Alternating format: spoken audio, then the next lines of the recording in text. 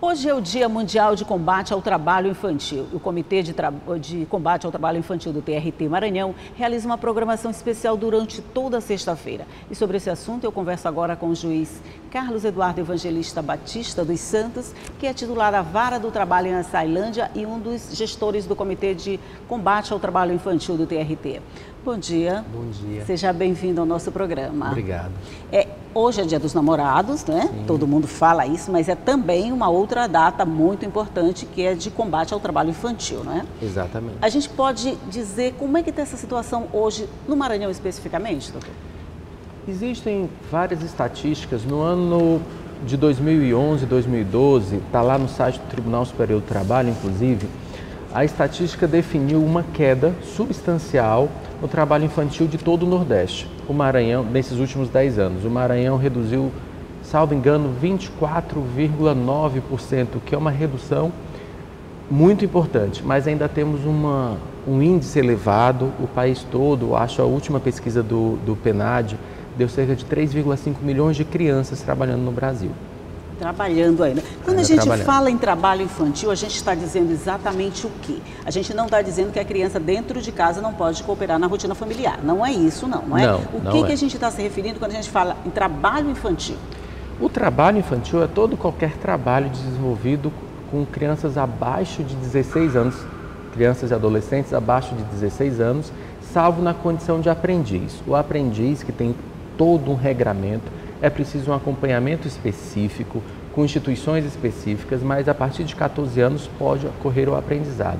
Mas não é isso. Eu vou pontuar, nós temos um projeto no TRT que se chama TRT na Escola. Em Açailândia, a cidade que eu coordeno o projeto também, por exemplo, nós temos crianças no lixão, nós temos crianças no mercado municipal, nós temos crianças no comércio. Imagina a quantas doenças, quantos riscos essas crianças estão expostas.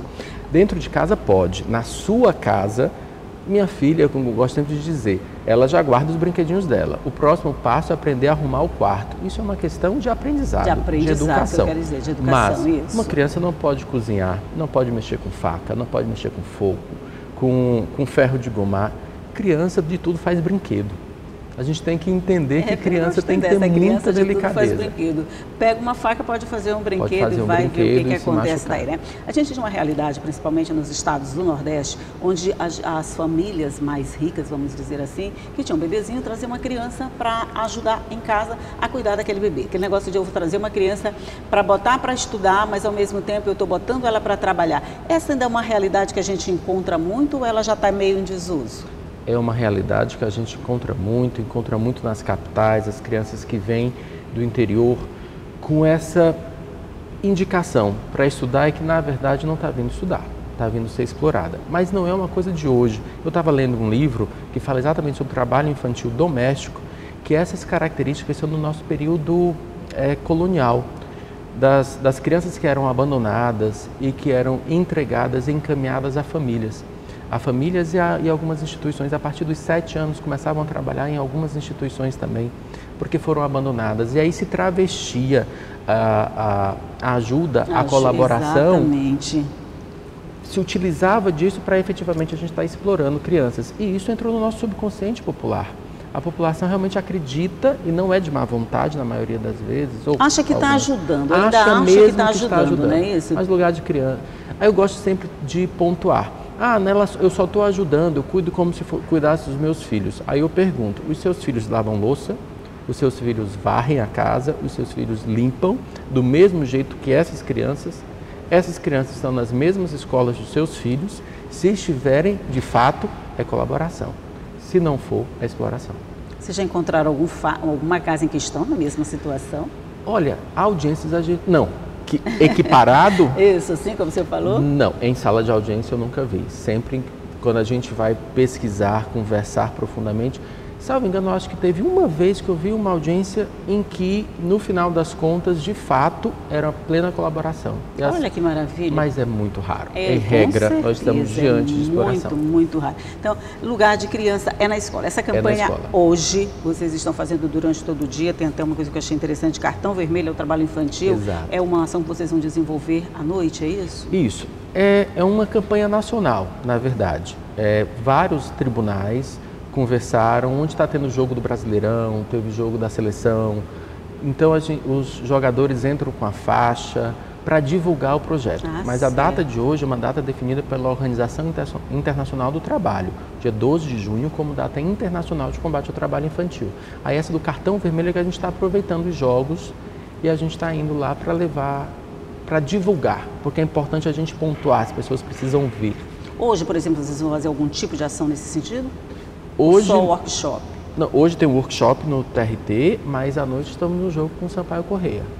Ah, que bom! Vai todo mundo receber um cartãozinho vermelho de alerta, vamos dizer assim, né? Nós queremos isso. A gente precisa divulgar, as pessoas precisam compreender. Não é só para questionar, para criminalizar, a gente precisa mudar uma cultura. Isso. Eu acho que mudar essa cultura é um processo agora bem difícil, que precisa muito desse trabalho de conscientização. E como você está falando, é um problema que já vem rasgado desde muito tempo, né? Exatamente. Isso está no subconsciente da gente. Você acredita que, sei lá, daqui a médio prazo, por exemplo, a gente já tem esse problema resolvido? Nós estamos diminuindo sensivelmente, como por exemplo, essas quedas assim. As últimas pesquisas apontam uma queda crescente, mas o mal da humanidade sempre há. A humanidade sempre precisa crescer. Nós acreditamos e lutamos diariamente. Os projetos, o Brasil já firmou compromissos de erradicação do trabalho infantil, de erradicação da fome e tantas outras questões. Mas é um trabalho da sociedade como um todo, dos órgãos públicos, mas também da sociedade como um todo. Pois é, e esses programas sociais que são desenvolvidos, a gente critica muito, por exemplo, Bolsa Escola, essa coisa toda, programa, o PET, né? De alguma forma eles têm servido também para esse fim? Tem dado resultados? Eu fui fazer meu dever de casa, dando uma lida nessas estatísticas, e todas as estatísticas pontuam a figura do Bolsa Família e do Programa de Erradicação do Trabalho Infantil como os dois programas nacionais mais importantes para a redução do trabalho infantil. Não estou aqui fazendo campanha de governo nem nada do tipo. Não são as estatísticas, exatamente, são as estatísticas e as referências que essas estatísticas trazem.